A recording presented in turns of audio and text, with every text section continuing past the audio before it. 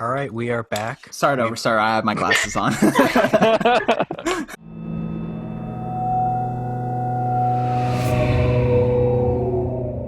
All right, we are back. Sorry about the cut that we just had. There's a little technical difficulty with a computer not charging.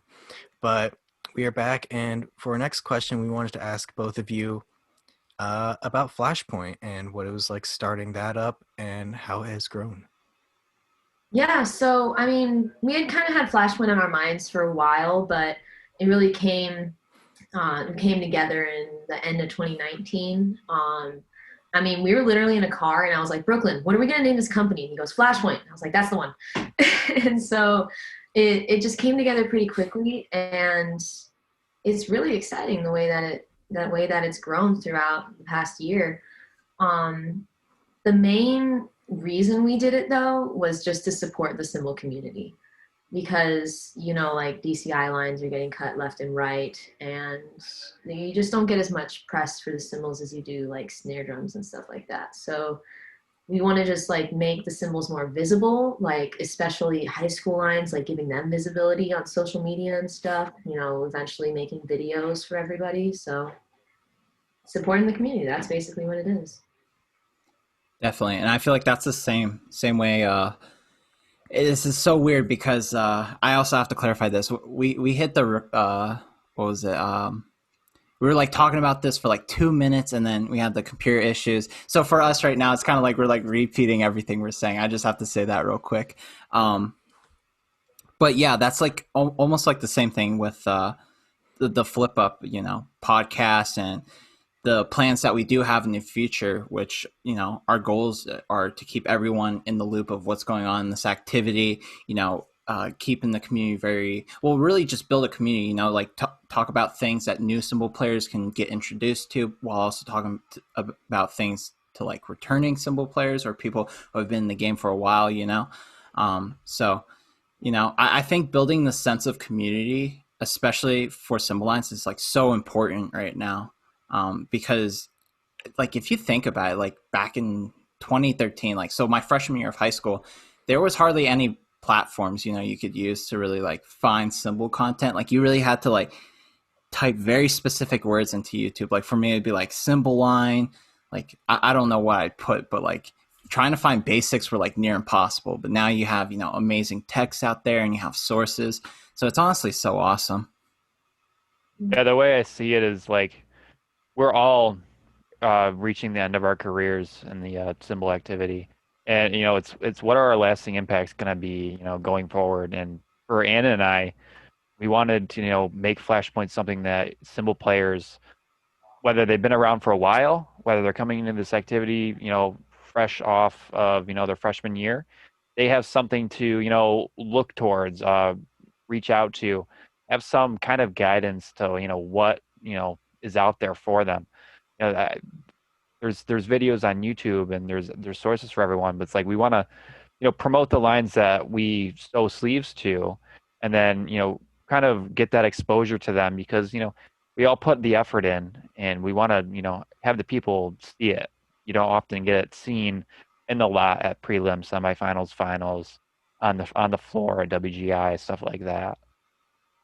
Yeah, and you guys mentioned this off camera before, but you said that this whole company started out once DCI was cutting a bunch of cymbal lines, and you wanted to make an impact. You wanted to keep the momentum going. And I think that's really cool how your way to combat that was creating a company for cymbal players so that when other people look and see the cymbal community, they see all these companies coming up. Like for drumming, there's uh like all these other like lot hype, Grid like book. grid book stuff Good like book, that. yeah. But for cymbals, like before there was nothing, but now there's all these companies starting to like come together, and this is like actually building the community more and more. So then when directors and other people that don't play cymbals see it, they're like, oh, this is a legitimate instrument. Yeah, it's no longer the get cut, let's put you on cymbals. It's people are going to come into high school wanting to play cymbals. That's what we want. Mm-hmm. I just think it's great that we're all entrepreneurs pursuing cymbal related gigs. You guys got the Flip Up podcast. we got Flashpoint. Who knows where these are going to be in a couple of years from now? Yeah, that is very true, and especially since like like we're so young, like there's so much room to grow, and especially with this activity. I mean, I like to think of it, especially right now, and you guys definitely can relate with us, but I think we really have the back end of this activity. Like we're going through the time where things are probably the most innovative it's ever been. Juggling and like really understanding how to clean a cymbal line are like things that are really really becoming innovative, and like people are able to just pick up on things now. Before it was like it would take a whole block to explain how to do something, but I feel like now, like to be at that world class level, you really have to like keep note of these tiny little details, and you like you notice everything that goes on in the line now, where like as before, not saying those things didn't happen, but like there's so many more little nuances and details that are tentative, and then also just the visuals and stuff. Like the game's really being pushed. But the reason why I say we have the back end, I mean, here we are, seasons are getting cut short. Me and Lucas got aged out early. You guys aren't getting the ideal season you'd want. And then also we got cheated out seasons. Like 2020. Oh my god, we were literally just a month away. Like that was so stupid. We had probably the best season Anna and I had experienced ever, and just to come up, we were so close, came up just short, and here we are now. It's weird to think that was over a year ago. Jeez. Thinking back to marching is like, how did I do it? Mm-hmm. Every single weekend I was moving around and like flipping these plates. It's been so long now. I haven't played cymbals in forever. Yeah. Well, I guess I did that GMU thing, but Pick them You did up. that. that was like 2 videos. Pick up. Pick them, yeah, pick up. What would Brian say? Pick up. So I have a question for you guys. I know you touched on this in previous podcast episodes. Well, when did flip up kind of start becoming a thing? I know you had a timeline kind of similar to ours. Yeah, so actually, this has been something. We'll start from like very very beginning. I've always been someone that like since the very beginning that's been like, yo, we're gonna change this game. Like me and Lucas, I remember from the very beginning we said, like, because especially at Mason, they've been establishing like this whole Mason and Crown duo thing. Our goal from the very beginning was like, yeah, we're gonna make like a DCI group bring back a cymbal line. Ideally, we were hoping it was Crown. Obviously, they don't have a cymbal line, but the foundation of really just trying to incorporate this idea with cymbals feeling like they're really a part of the battery, because I think sometimes they don't understand how to teach it. Or like they don't want to take the effort, which George Mason, they're great. They care for us, and they do exactly the stuff that we need, and they know how to put us out there to benefit the group. So it was just unfortunate that didn't happen. But the idea, though, going off of that was like, all right, well, how can we push the game without pushing the game? So in 2020, we started vlogging our season. And then the season got cut short, so the whole thing just kind of got scrapped.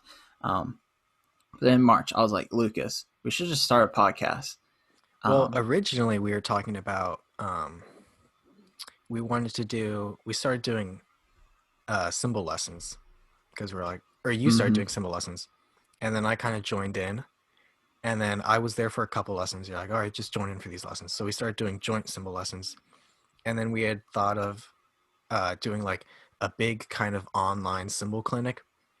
And the idea was to have like, we would be there and a bunch of other people would be there. And then we just have like a bunch of randos join in and be taught a bunch of cymbal stuff. But then that evolved into like a cymbal live stream, where it'd be like, we'd give each person, or we'd give like certain people, certain guests 30 minutes to like hop on the live stream. But then from there we were like, oh, but there's so many people that we want to talk to, and there's so much stuff that we want to say.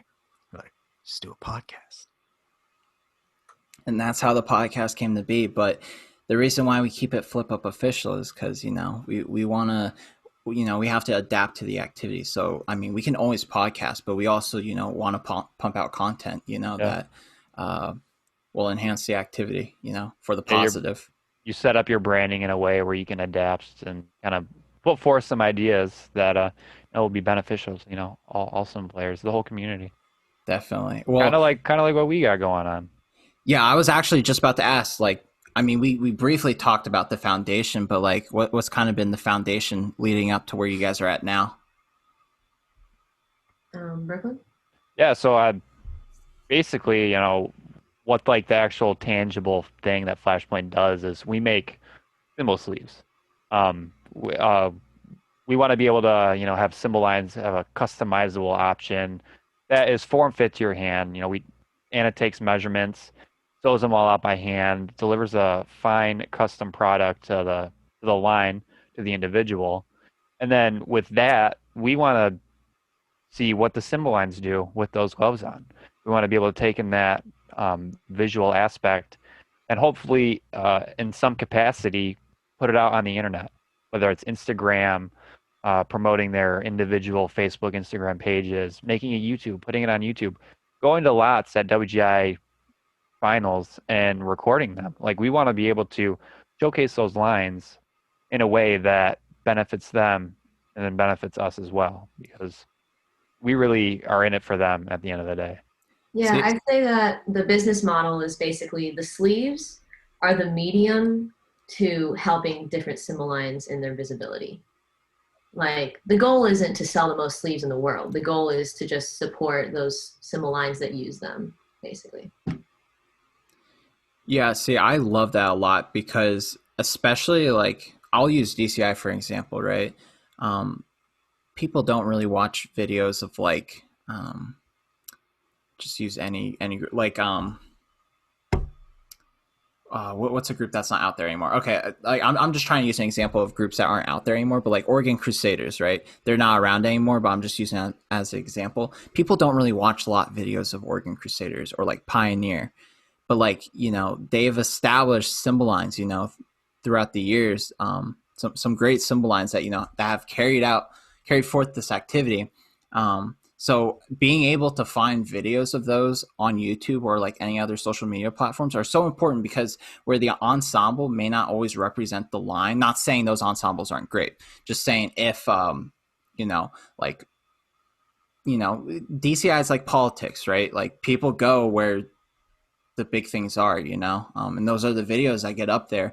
But especially for symbol lines, like they kind of get washed out, But that's why I find it so important, especially when videos like of OC or of Colts, Scouts, just naming all the symbol lines, Vanguards. Like it's so important that their lot videos are just out there because they just tend to get washed away.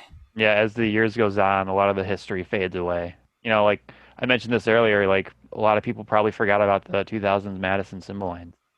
Like those were some of the coolest stuff that was around at that era, and then it just went away. Like we want to be able to, get that promoted out there and keep people interested in a way that, brings them back. Yeah, and then something Brooklyn said, I don't know if it was said off camera or not, but making sure that kids come into the activity wanting to play cymbals. Like showing those videos and getting them out to them to say like, wow, this thing is actually really cool. And like high schoolers can come up and say, I want to play that specifically. And instead of just like people getting cut and ending up here. Mm-hmm. Actually, I gotta ask everyone here. I think no, I know Lucas, but Lucas can say it anyways. I mean, I'll go first, but I'm just curious. Like, did everyone get thrown on cymbals? Because at least from my end, I wanted to like. I think I wanted to play like bass drum. Initially, I was like, all right, I'm down for anything. But throughout the years, I was like, yeah, I want to play like bass drum. But it was like, no, you're stuck on cymbals. But like honestly, like I don't regret anything. I love playing cymbals. I could have done DCI and played trumpet, but I You just almost have. did. Oh, that's a fun fact. I We forgot got a about bunch of that. brass players around here, huh? Yeah, we got trumpet, trumpet, trumpet. Drum major, drum major. Drum majors. I actually played trumpet when I first started my first year in drumline. I was playing trumpet at the time, and then I switched to euphonium after that.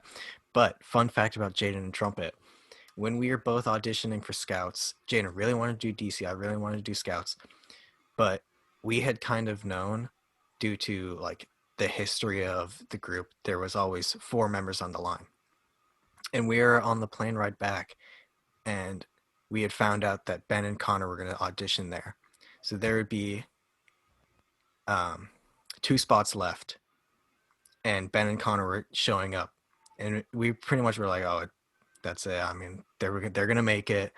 And then Jalen was having like a mini crisis, and he almost, if he didn't like force them to like make that 5th spot that year, he would have gone on to do trumpet, or as he was saying, you wanted to do trumpet at not Spirit, Scouts, I but I think think. Spirit. Yeah. Yeah, I think it was Spirit or OC. I think it was OC because I had like a connection there. Yeah. But I don't regret anything. I'm happy. I don't care about finals. There was definitely an era where I was like, yeah, I wish I could have made finals. So like, who doesn't want to make finals? But like I said, throughout the years, like you just learn. Like this goes off the idea I've been talking about earlier. Like you really do this for the people at the end of the day. You know, the memories are really something. But the experience. Yeah, absolutely. We got lucky that year. Yeah. The stars it was written in the stars. So I started playing cymbals my sophomore year of high school. So I had played trumpet in the marching band, and then in the indoor drum line my freshman year I did rack. I played like the crash cymbals and the big bass drum. I was like, oh, cymbal line's pretty cool. They were kind of taken off of like the Madison Scouts 2015 vibe, because we had a lot of Scouts alumni that taught our program and worked with us. So the cymbal line was kind of big in culture at Wall Lake Central. And when I joined my sophomore year, we tried to kind of evolve that. And I did that for 3 years while also playing trumpet in the marching band. And then my senior year, I was drum major. And for me, I never really saw it as I was going to go into the drumline program and try to play a drum. Because I'm going to play the cymbal line because I like what this activity has to offer. And I feel like there's a very interesting approach to on the floor characteristics with cymbals, because everyone has a drum on, but cymbals, you can do so much with it. And back then it wasn't really as known as what we can do now, but I feel like being able to start that early, because now that I look back on it, this summer will be my 8th season with cymbals in my hands. That's kind of crazy. Yeah. Dang. yeah, it's a lot of years. You think about it, like I started playing cymbals my freshman year. I won't count COVID years, even though typically I guess you could say I marched it, but like 7 years. Yeah, about it was freshman year. Yeah. Yeah. I'd say sophomore year, so 7 years, and then plus like 3 for DCI, so like 10 seasons maybe. Wow. Old gal on the block. No, actually, there's something I'm really curious about, though. Actually, I don't think we got to Anna about the thing we were talking about earlier. I can't even remember. Oh yeah, how'd you start playing cymbals, Anna? Yeah. Okay. So it's funny because I played trumpet and then I was going to become drum major. So I was like, well, I still want to march. Where'd she go? She still wants to march. All right. We're back. Take 3, guys. We had to do another cut because there is some more technical difficulties, something going on. But we're back, Anna's back, and we're going to come back to that point about how you start playing cymbals. Yeah. So I was a trumpet and I was going to be drum major. So that meant I wasn't going to march anymore. And I was like, well, I want to keep marching in some aspect. And I didn't really want to do indoor though. Like I didn't know what I wanted to do, but I never wanted to do indoor. And my friend Evan was like, you have to do Food with me, which is the first line I marched. And he was like, you have to do this. And I was like, no, why would I want to do that? He's like, you have to play cymbals with me. I was like, absolutely not. So he showed up at my house the morning of the audition, like unprompted, and said, get in my car, we're going. And so I did, and then I like fell in love immediately. So you were kidnapped into marching? I was kidnapped into marching. Dude, there was someone on the podcast who said the exact same thing. They're like, yeah, you're just coming with me. Oh, that was Nate. Yeah, Nate said that. Oh my God. He brought a fishing rod to spring training because he had no idea what like it was going to be. He's like, I guess I'll bring my fishing rod. Yeah. That's incredible. Free time action. But there was a question I came up with in my head, and I don't know why we never asked everyone, because we decided for West Coast people, like we'd always ask their opinions on like I can't remember what it was. I'd have to look back at our notes, but I'm just kind of curious. And then Lucas obviously will share our points, but like, where'd you guys get your cymbal inspiration? So actually, why don't you guys start first, Brooklyn or Anna? Yeah, so first cymbal line I ever saw was the Madison Scouts cymbal line when they came back. I was like, wow, that's pretty neat. And then over the years, local between marching my high school group, Redline was very close to us. That's who my like world class indoor end goal was. I was very fortunate to have the opportunity to go to that group. I went to Motor City Percussion to kind of like train myself in the independent side of the activity, and then I marched Redline. I've been there for 3 years now, and I was very into the idea of kind of the independent side of band and the post high school level of we're all college age. We all like playing cymbals, and Redline at the time was very good, especially for the Midwest. It was something I looked up to, and I didn't really have like the broader outlook on what like the rest of the WGI realm was, or even DCI, because I'd only had that small little taste of the Scout cymbal line. And until I really started to, talk to new people, meet people in the activity, then I started branching out. And I watched like Vanguard cymbals, or Colts, and Jersey Surf, Spirit of Atlanta, even Pioneer. I had some friends march at Pioneer. All great cymbal lines that had a lot of people that also had a similar start in the activity like mine. And it's great to see that over the years you can kind of set an end goal for yourself and achieve them, as long as you keep that drive and that inspiration going. Yeah, I'd say for me, I never watched cymbal line. I never watched like WGI videos like the first year that I did it, because like I said, I wasn't like really as into it. And so we went to Dayton for the first time, and I was like blown away. And I remember vividly being in the cadets indoor line, and their cymbal line was like going ham, and like they were performing incredibly. That was like the deconstruction show, and then she was crawling on the floor with a cymbal in her mouth, and I was like, oh my A god, little tiny cymbal. Yeah. yeah, it was awesome. And from that point on, I was like, I want to do that. There was this group called North Coast in Michigan, RIP, and my tech marched there, and they were really big into like notes and stuff, and I always looked up to them, and I wanted to march there, but they folded, so didn't get to. But those two lines were really influential in making me who I am. Definitely. Lucas, I don't know if you want me or... I guess I can. I'm pretty sure it's the same for us. I think we've talked about this in another episode, but Yeah. Scouts 15, I watched that religiously, like those videos. For indoor, I'd say I probably watched a lot of X and Redline. Oh, and Infinity. Watched a ton of Infinity. Infinity was pretty hype. Mm-hmm. Especially the There Will Be Blood show. Mm-hmm. That one. I remember seeing that in the lot. I was just being blown away. But actually, for the first time I ever saw DCI live, like ever, was in 15, because our school, they took all the section leaders in band, and they're like, oh, we're going to do a little field trip and go to Allentown. So we went to see that, and I just remember sitting there watching Scouts' show, and I was like, oh my God. Well, first of all, like just seeing cymbals there, I was like, there's cymbals in DCI. And I was like, oh my God. And they're like, they come to the front at the very end of the show, and they make that square, and they're doing that final visual. And I was just like, oh my God, I'm in love. Yeah, I mean, yeah, we've definitely said this plenty of times on the podcast. I'd say basically the same thing with Lucas, like Scouts 15, Infinity 2016. But I think some lines I actually have not mentioned, other than another one, Colts 2016. But I don't think I've mentioned this, but MCM 2013 actually was a line.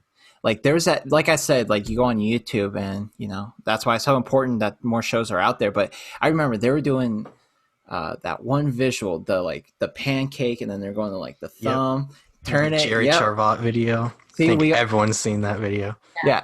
I just saw Anna do it along with me. Like everyone sees these videos. Like you really have to just find them in details. Like I'm sure now it might just be in the archives. Like I think it's really hard to find that video now. But like I remember I could never do it. I think it was honestly till we got to Mason, I actually understood how they got the thumb grip, you know? So that video was just, oh my God, it was game changing to me because it was like you could see all these tiny little nuances that they were doing, but it was like, it's like, how the hell are they doing that, you know? So such an iconic video. Yeah, there's many videos of cymbal lines that I've watched, and I just wish I had the proactive thought to put them in a playlist because like it'd be great to look back at some of the inspiration that I was actively watching years ago, and to kind of see how the activities evolved and changed because cymbal playing is so much different than it was when all of us started. We're doing off the hand juggles and achieving a lot more than anyone ever thought we could. And I think that goes to show like what cymbal lines are all about because we all have this place in the activity and we all feel very deeply that we deserve to exist. 100%. Yep. Well, we are over an hour, which means we're drawing near to the end of part 2 of this episode. Take 3 of recording this. So third time's the charm, baby. I'm so sorry, guys. Yeah, I'm so sorry, guys, too. Big W for Lucas and I. We didn't lose power. Made it out alive. Yep. No, I'm gonna get struck by lightning somehow. It's just gonna shoot through the window. But final question. We always ask this. If you have one thing that you want to say to the cymbal community, what would it be? And then you can go first, Anna. Oh man. Keep playing. Like sometimes it gets hard, and with all these new things getting thrown out into the world, it's like, how can I do that? You can. And no matter at what point in your cymbal career that you are at, you will definitely grow if you just keep picking up the cymbals. Yeah. Hell yeah. Mm-hmm. I just wanted to let everyone know that no matter where you are, if you set a goal and you strive towards it, you're going to achieve it. You got to put the work in. It's going to be grueling. Another big thing is reach out. Don't be afraid to get out of your comfort zone. Find someone new in the activity that you want to talk to and talk about cymbals with, because that's how I kind of got into the activity more. I reached out in my social circle and started meeting new people, and I really broadened my horizons of what's available out there. I encourage everyone who's in this activity to reach out to the people that you look up to, who you want to be in their shoes one day, because they have the necessary skills and fundamentals and knowledge that they could pass along to you. And I feel like that's a big thing with Flashpoint, is what we want to do is kind of bring that stuff available to them a little bit more easier. Definitely. Absolutely. Yeah. And I mean, that's what we're doing right now. We're linking up. I mean, I don't think we've ever talked before. Like, it was definitely like I've known of you guys, but like, through mutual connections, but like, I don't think I've ever like actually gotten to talk to you guys. So like, it's always awesome, just meeting new people in the activity. Yeah. Building connections. Yeah. Absolutely. You never know where those connections end up years from now. Mm-hmm. Definitely. Actually, it's getting a little hot in here. I think I might take off my sweatshirt. Yeah. Yeah. Well, let's see. Oh. I wonder what shirt he's wearing underneath. Oh my goodness. Oh my goodness. Is that a Flashpoint t-shirt? A Flashpoint retro t-shirt? Ooh, the retro. That you can find at www.flashpointtm.com/store. Wait, Lucas, I didn't get the memo. Oh yeah, you're the only one here without the Flashpoint merch, man. Jaden, I'm gonna get you one. We're gonna send one out. Not cool. Yeah, man. Let me get one of your guys' limited edition 500 shirts. Okay. All right, I got you. Yo. Next merch drop. Flip up X Flashpoint. Once again, thank you, Anna and Brooklyn, for being here for another episode. And literally, I think this is a back-to-back two-parter, unless we decide to like throw in an episode between. But honestly, we're glad to be back. From our 2-week break. It probably doesn't seem like it because we're recording this like literally after we just uploaded one. So it's just kind of weird, how the world works, But as always, we will link Flashpoint down in the description so you can go check them out. If you're on Spotify, well, go on YouTube or go on Instagram, type in Flashpoint. But and then, of course, as always, we'll see you guys in the next episode of the Flip Up Podcast. Thank you, guys.